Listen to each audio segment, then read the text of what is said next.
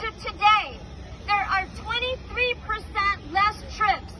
Even Uber and Lyft have 14.4% less trips today compared to the beginning of COVID. Yet the TLC in September itself said that there was no need for new cars. Their own report in September 2022 found there was no need to issue more cars onto the streets. And yet, a few months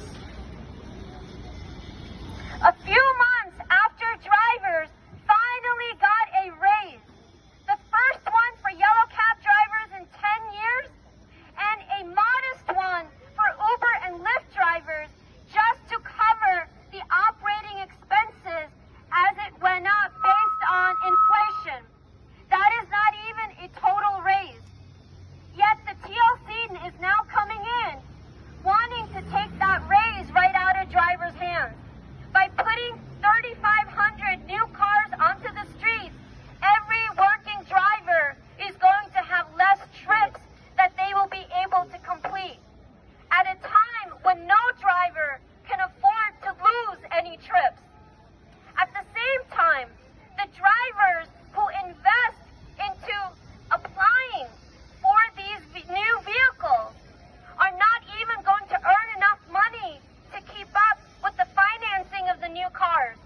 This is a trap for any driver that applies for these new vehicles. Meanwhile, the majority of FHV for hire vehicle Uber and Lyft drivers who want to be able to get their own cars, they're not even going to have a real opportunity, because under this new TLC program, anybody can apply for the plate, even if somebody already has one. It's a total sham. The only interest that the TLC is serving are the interests of insurance companies, dealers, and the corporations. The drivers themselves are going to be suffering a big loss of income. And so we're calling on the mayor and the TLC. We're calling on the city council to end the TLC. TLC's program needs to be stopped before it wipes out the raise, before it sets drivers onto another path of poverty and debt and desperation.